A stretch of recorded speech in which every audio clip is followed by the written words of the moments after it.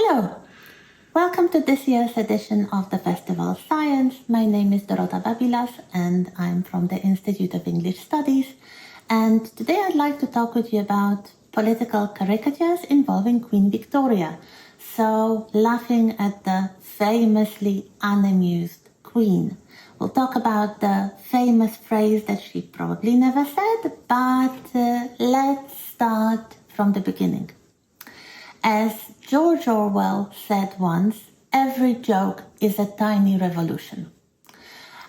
It is especially true about political satire, political jokes in which the regular people, usually in the context of the beginning, especially of the political satire in Britain, the middle class, city dwellers from the 18th, 19th century.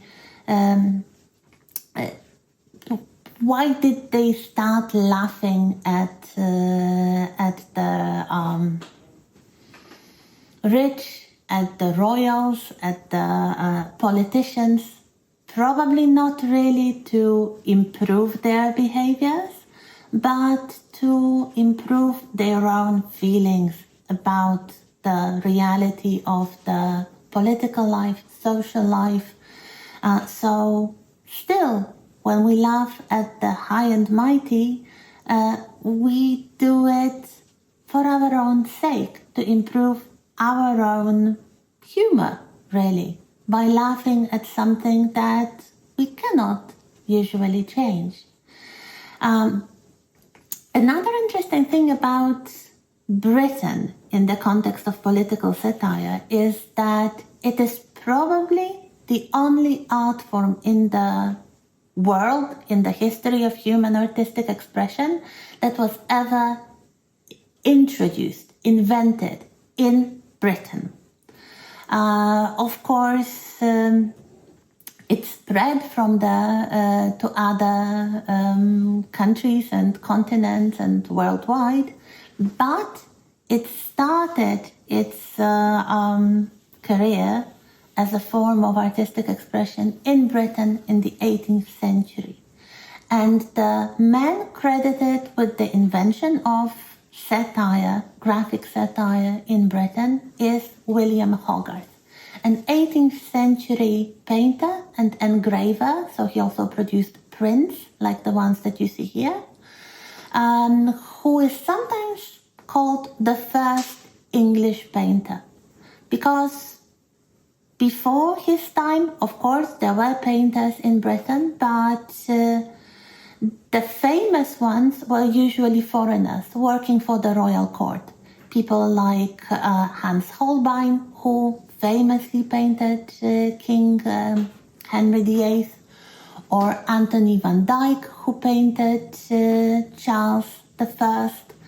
The English painters were not of the same quality, and quite often their work was anonymous. We don't know the names of the authors of many early English paintings. William Hogarth is the first very successful, very popular English artist. And also the man whose a large part of whose work was political satire. So what we see here are two prints called Gin Lane and Beer Street.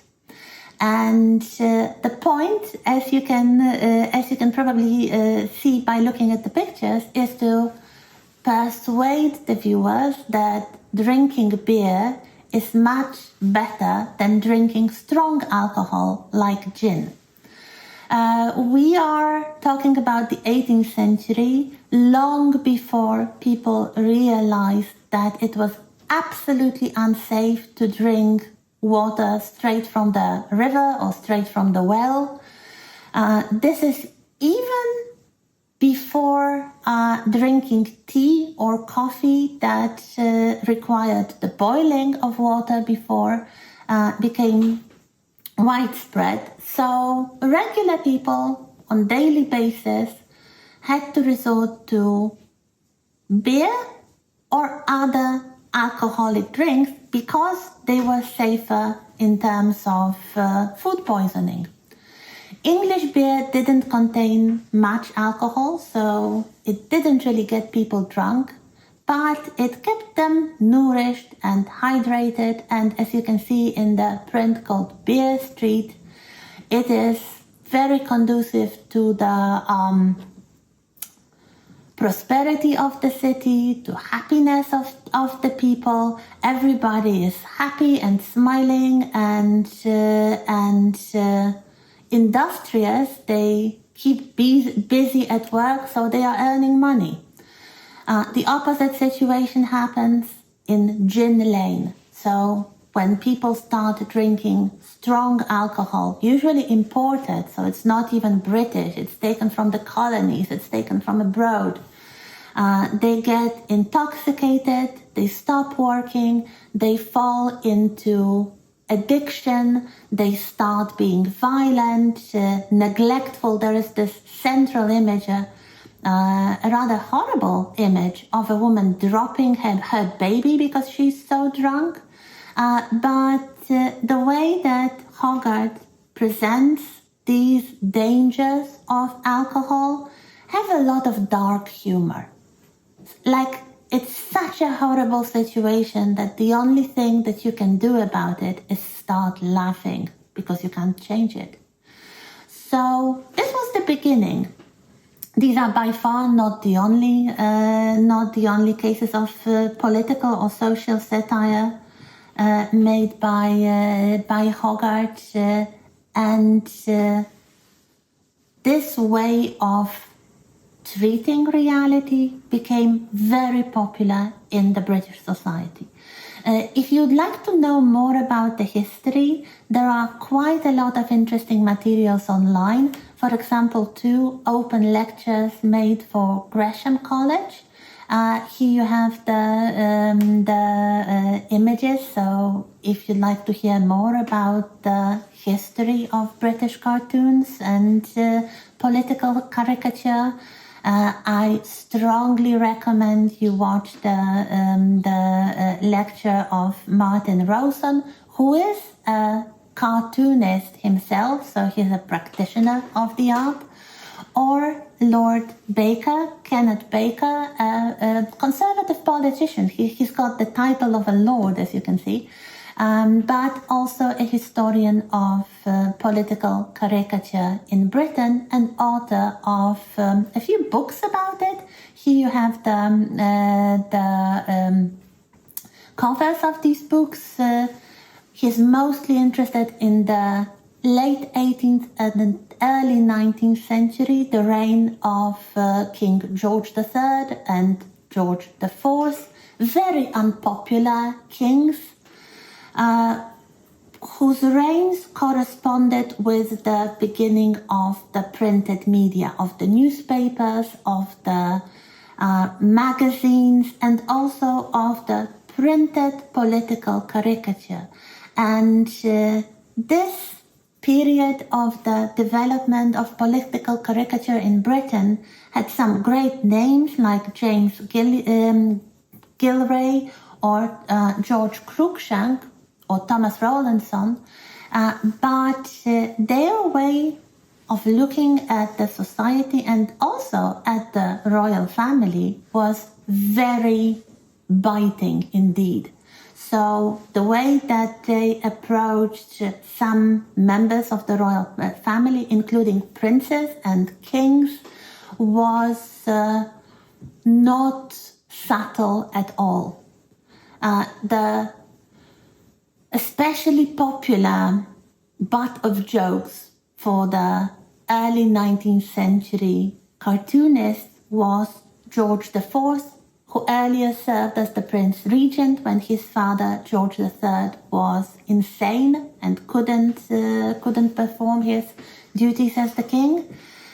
George IV was especially unpopular and quite easy to make fun of because of his large weight. So here we have an image by James Gilray showing George IV as the Prince Regent still, as a very fat glutton, so a man who spends all his time eating and drinking, and there are some drugs on the table, so he's using drugs and he's doing everything rather than performing his official duties as the regent and later the king.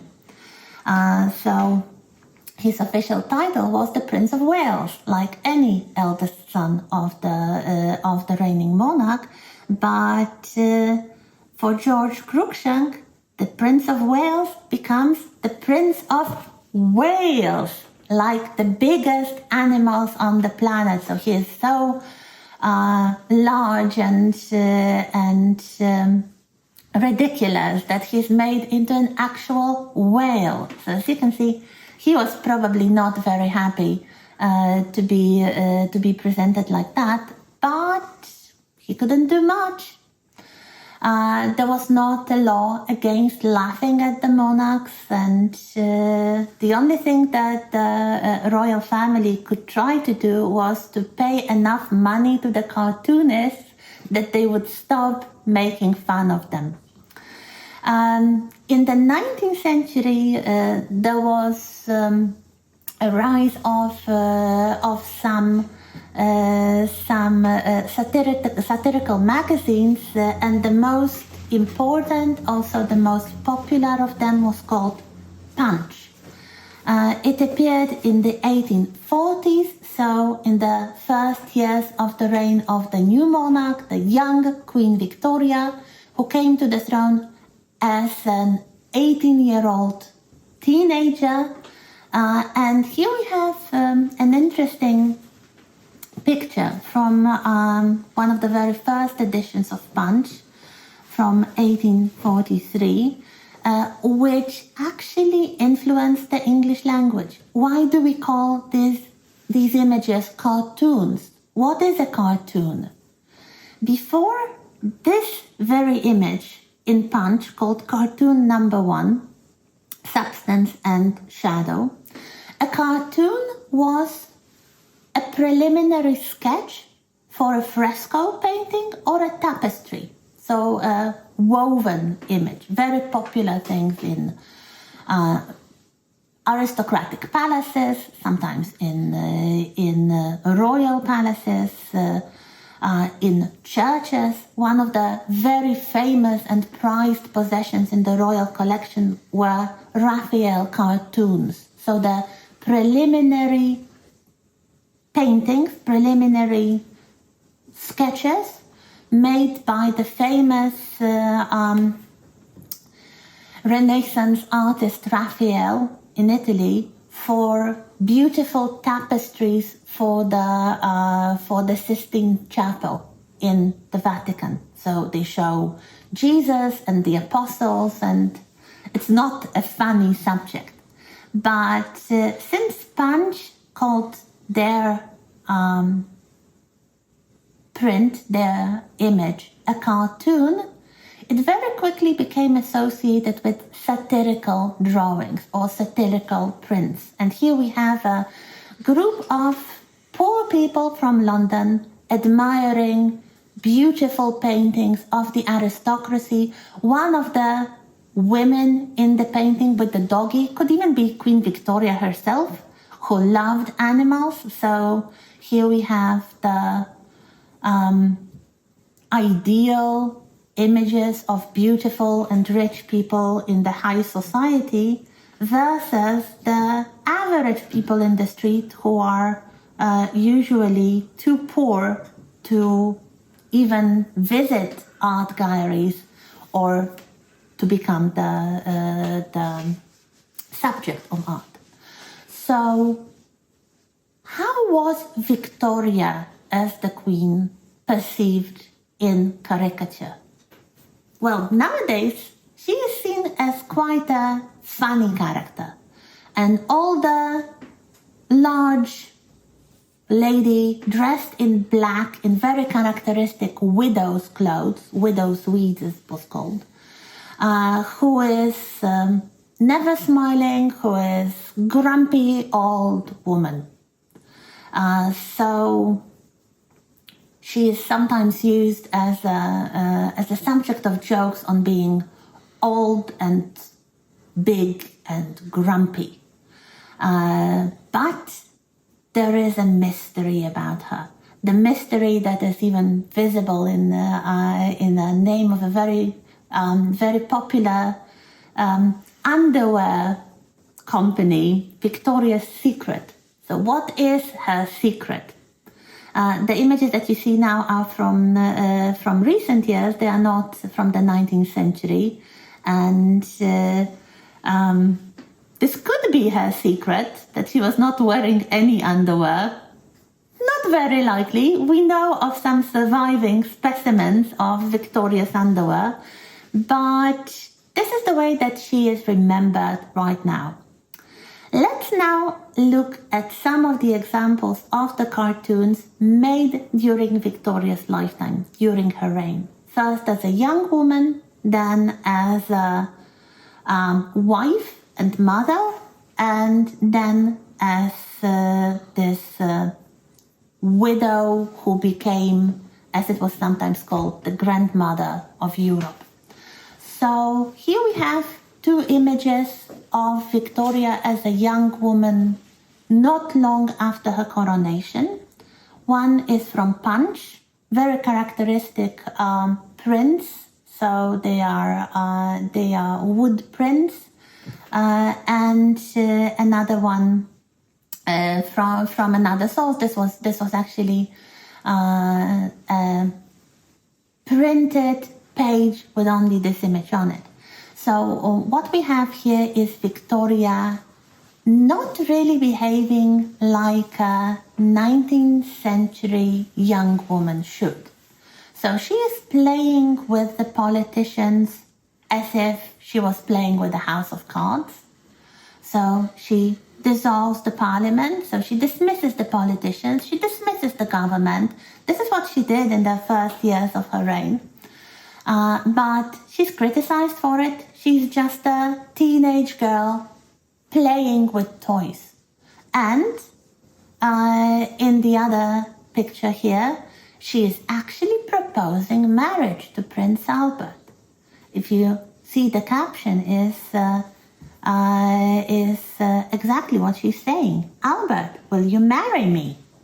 And surprise, surprise, this is what she had to do because she was already a crowned monarch, and nobody can propose marriage to a crowned monarch. So yes, she had to do it, even though she didn't quite like the idea of proposing to Albert. And when they got married, she tried to maintain the illusion that they were a perfect Victorian couple, with the man being the leader of the household and Victoria being basically a wife and mother. They had 9 children together, and they tried to present the public image, especially the Queen tried, to present the public image of the family as a very happy, normal, loving family with the man at the head of it.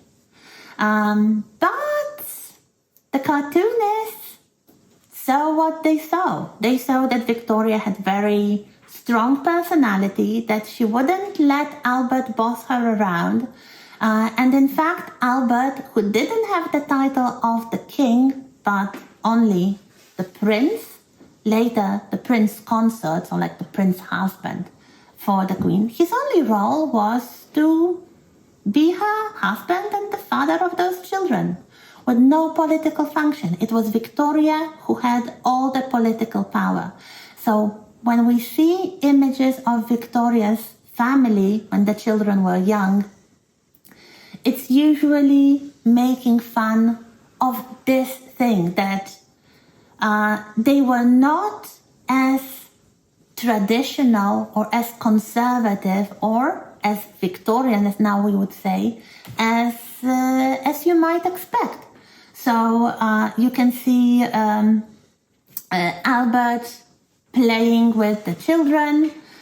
You can see Victoria leading the way and basically bossing everybody around. wasn't very far from the truth, but as you can see, it's not as critical and as biting as the criticism directed towards her predecessors, and especially George the Fourth, who was Victoria's uncle. Sometimes the cartoonist might try to look for scandal in Victoria's life, like here, also from Punch, trying to suggest that she was actually flirting with Napoleon III, the emperor of the French. So here we have Victoria crying after the French visitors departed, compared to Calypso mourning the departure of Ulysses. So the classical characters from the Odyssey. Ulysses is the Roman name for Odysseus. So, and Calypso was a nymph who fell in love with him and whom he had to abandon because he decided to go back to his wife. So, nope, it didn't happen. It's quite a rare example of trying to find something saucy and scandalous in Victoria's reign at that time. Didn't really happen. So what the cartoonists were left with were very flattering images of Victoria during official visits and cheering up the ill people in hospital. So here she's visiting a children's hospital. Here, during one of many colonial wars, she is cheering up the widows and orphans of the soldiers. And she is visiting different places in the United Kingdom. So here we have one image of Victoria visiting Ireland and actually shaking hands with an Irish woman. Ireland was perceived as a particularly rebellious place in the United Kingdom, and the place that was treated badly in the 1840s during the potato famine, which caused a lot of suffering and a lot of immigration from Ireland, for example, to America, while the British government, including the royal family, of course, didn't do much to help with the situation. So there is a little bit of criticism here, like now Victoria is visiting Ireland and shaking hands with people, and is this supposed to be like the remuneration for what happened during the famine? Is it supposed to signify that now it's all right and nobody has any hard feelings? But as you can see again, these images do not show Victoria in an exaggerated, grotesque manner. She would be easy to make fun of. She was very short. She had a tendency to put on weight, especially later in life. Her face was perhaps not the image of classical beauty with slightly bulging eyes and a kind of bird-like nose, but you don't really see that in British cartoons during her reign. And if there is criticism, it's relatively subtle. Probably the worst moment of Victoria's life, maybe also of her reign, was when Prince Albert died suddenly in 1861 after a short illness. Nobody expected that. Victoria was quite well known for her very good health. So when Albert felt ill, she didn't really believe it was dangerous, and then 2 or 3 weeks later he was dead. Victoria was absolutely devastated, so much so that she neglected her royal duties. So some of the papers, like Punch, tried to admonish her. They tried to remind her that she should return to her duties. So here we have 2 images from this period one showing the empty throne with the crown and other regalia abandoned, with the caption, "Where is Britannia?" Like Victoria, the Queen, is like the embodiment of Britain, and now you can't see her because she's hiding in the palace. Nowadays, you would probably be treated for depression, but then in mid-19th century, nobody knew what to do. Another one makes allusions to literary classics, to William Shakespeare, and his play Winter's Tale, in which one of the characters, the princess, is actually hiding from public view and pretending to be a sculpture. So here we have Britannia, the embodiment of Britain, unveiling this sculpture of Queen Victoria, so real Victoria pretending to be the sculpture, like this character Hermione from Shakespeare's play, and trying to talk some sense into her to go back to her duties. Luckily for Britain, and perhaps for Victoria too, after a few years of mourning, Victoria decided to go back to her official duties, and she was quite interested in politics again. And here we have two cartoons from Punch showing her with one of her favorite prime ministers of all time, a very flamboyant, dandy character called Benjamin Disraeli. He came from a Jewish family that turned to Christianity, and before he started a political career, he was a writer of novels. So something that Victoria was very much interested in, and he was very skillful in flattering people, so he could talk to her in this kind of half-flirting way, which she adored.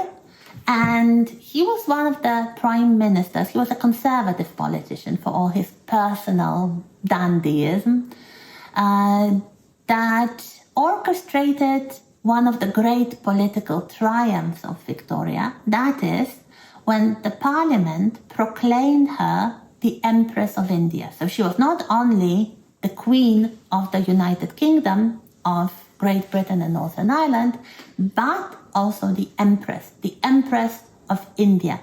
Why of India? Because being an empress or an emperor, you have to rule over kings.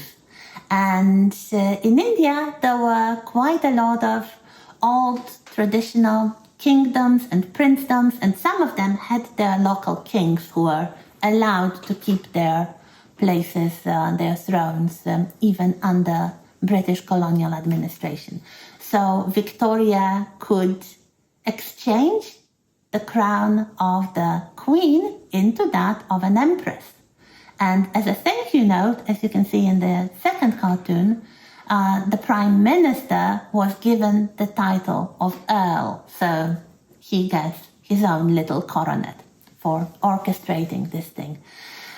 If we look at the Punch cartoons from the later half of Victoria's reign, they usually present her in a very positive light as the respected figure of the empire. So here we have different colonial subjects bowing to her, paying homage to her. Here we have some international monarchs or other important figures like the Pope bowing to her and congratulating her. So Victoria as the bringer of peace, as the very respected matron, the matriarch of Europe, the grandmother of Europe, which was especially visible during the jubilees of 50 and 60 years on the throne, so the Golden Jubilee and the Diamond Jubilee, in which even Punch would just spread praise and honor and flattery on Victoria. showing all the international subjects of the British Empire and all the historical figures marching in front of Victoria, parading and saluting her and congratulating her. And when she died in January 1901, even the satirical magazine expressed the grief. So here you can see the various symbolic characters weeping and crying, and also being thankful for Victoria's long reign. She was the longest reigning monarch in British history at the point of her death. No longer so, but at the point of her death, she had ruled for over 63 years. So here we have the British lion crying for Victoria. But this is not the end, because, of course, being a monarch, Victoria was known internationally. She was a recognizable figure. And if we look at international cartoons, so international political satire, especially from the later decades of Victoria's reign, so after the death of Prince Albert, they can be quite biting. So here you have some examples of French, German, Belgian cartoons showing Victoria precisely as a figure of fun. Small, fat, ridiculous old lady with bulging eyes and bird-like nose, and also, very much unlike those British images, a warmonger. So a very brutal, violent character who throws bombs and goes on the warpath as some Indian warrior, probably in America, and tries to carve up the world like a big pizza or a big pie with some other European powers, not only European, we can see a Japanese shogun probably trying to take a bit of China with a very distressed Chinese emperor looking at it. Next to Victoria we have the German Kaiser. So she is a very militant and greedy woman. And the fact that she's so large also points to the fact that she's so greedy. She wants to eat up the world. And here we have her actually stomping on the head of the leader of the Dutch colonists in South Africa.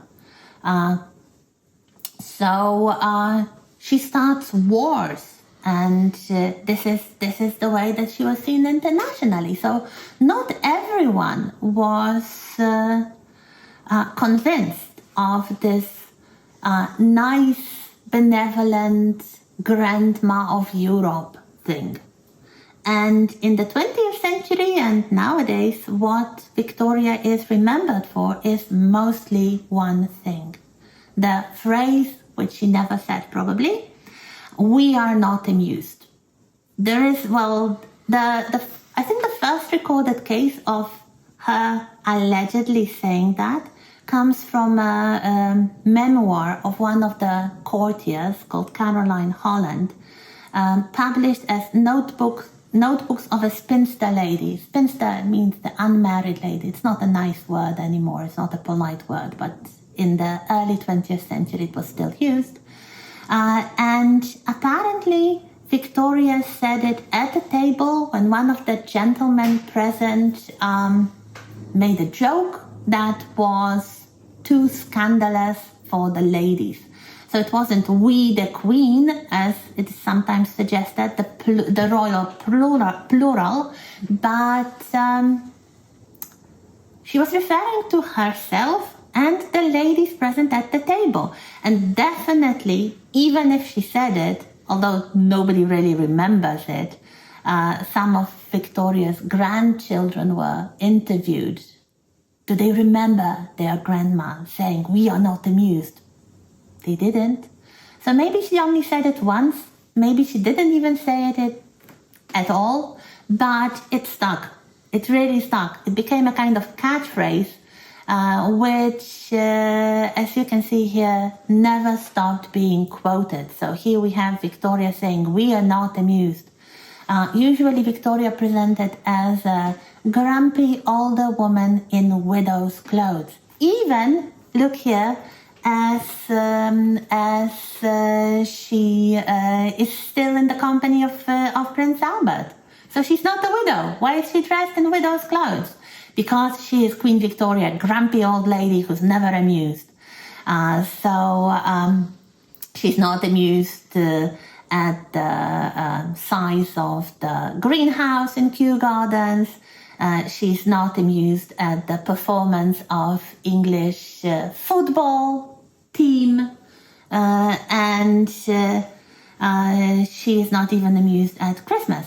And it is true that in the 19th century, during Victoria's reign, some of the now popular and now traditional elements of celebrating Christmas, like, first of all, the Christmas tree, became popular in Britain. This was a German custom that you might say that Victoria popularized, or Victoria and Albert popularized in Britain. So that's what happens if you have a good catchphrase attributed to you. It sticks. Maybe it's because there are very few surviving photographs of Victoria in which she's actually smiling. Maybe because she was quite a moody character, and some of the courtiers, including some of her children, were afraid of her moods. So she could be quite grumpy at times, but probably she never said it. But it's much too late to overturn it. It will be forever the phrase attributed to her. As I said, she was the longest reigning monarch at the point of her death. The man on the third place here is her grandfather, George III, but he was too ill really for much of the last years of his reign to notice that he sat on the throne for that long. But of course, the late Queen Elizabeth II now holds the record reign. Over 70 years on the throne. She celebrated her 70th anniversary in 2022, and unfortunately a few months later she died, but at least she broke the record, so here we have it. Just summing up, Victoria has now become much more a figure of humor, a figure of satire than she was during her lifetime and during her reign. She became associated with being conservative. The word Victorian means something like grumpy and conservative and prudish, and this is what was said about her. And I guess she's going to stay like that. So if you want to know the real Victoria, you need to take a step back and perhaps look at the materials from her actual lifetime, because after she died, she became solidified and immortalized precisely as a grumpy old lady who was never amused. Thank you.